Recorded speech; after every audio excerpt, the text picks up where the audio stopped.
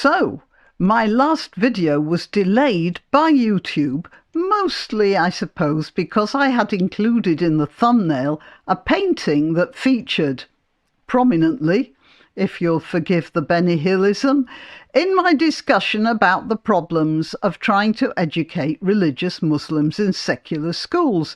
I had an idea that YouTube might kick up a fuss about that thumbnail, and indeed they did. And I had to have a little discussion with them about its appropriateness. So you might say I brought it upon myself, but then I also proved that YouTube is as po-faced as a bunch of Muslim teenagers in a French secondary school. Moving on, though, I wonder if the thumbnail for this video is going to cause, well, similar difficulties for me. We shall see. Meanwhile, I'll tell you that I'm Grannyopteryx.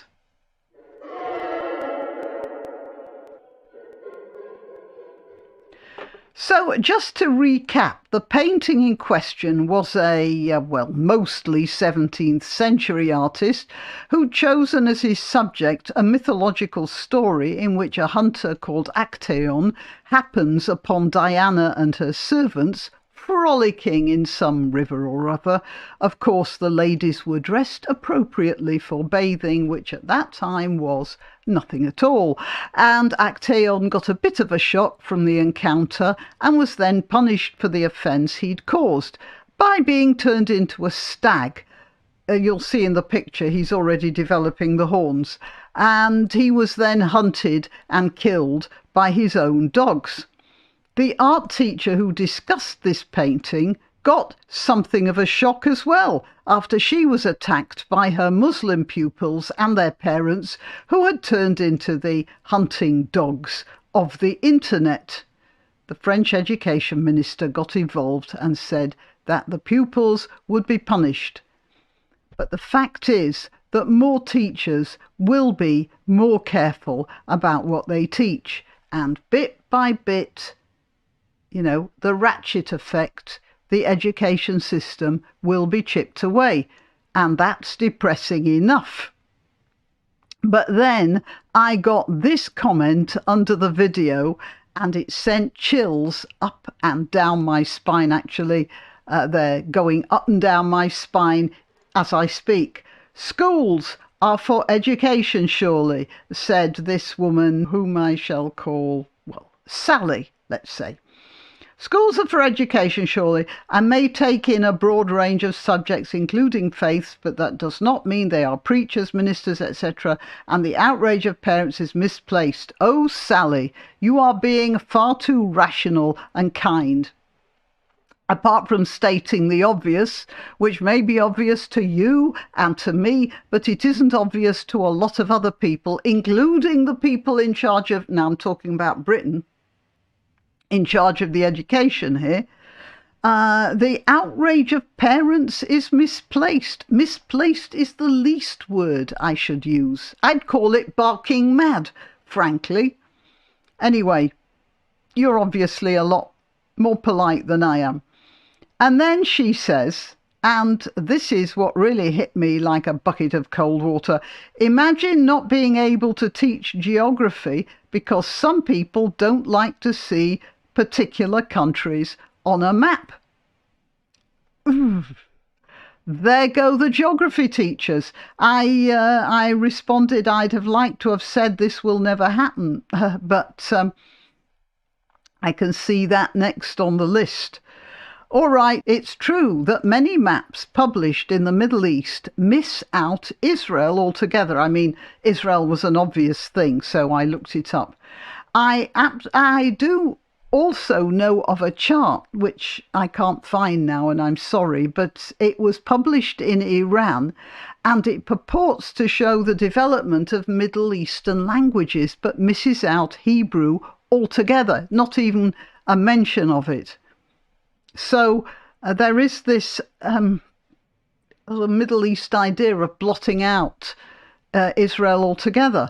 And of course, that will follow on to all the countries that are all the countries and cultures, I mean, that are imbued with this particular mentality. Anyway, what's going to happen to the poor geography teacher who shows a map?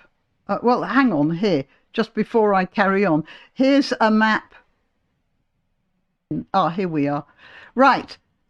Here's a Palestinian textbook which shows a map of, well, vaguely the area of Israel and the West Bank and Gaza, but all it shows is the Arab Palestinian population, areas of population, and not the Jewish ones. So there's Jaffa there, but no Tel Aviv, for instance. And there are many very large towns and cities here with a preponderance of Jews living in them, and they're not shown at all. Okay, so what would happen if the geography teacher showed a map of Israel? This is actually something we all have to worry about. What if the geography teacher showed that and incurred the wrath of some more committed Islamo-fascists?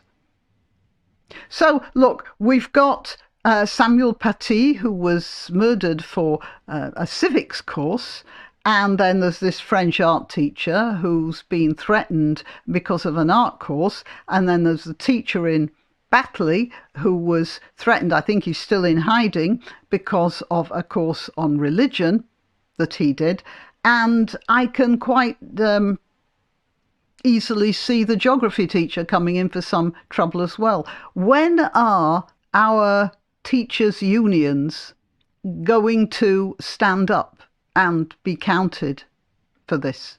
Because, like the Batley thing, they didn't do anything. In fact, they gave the teacher's name out in their publication online about the incident.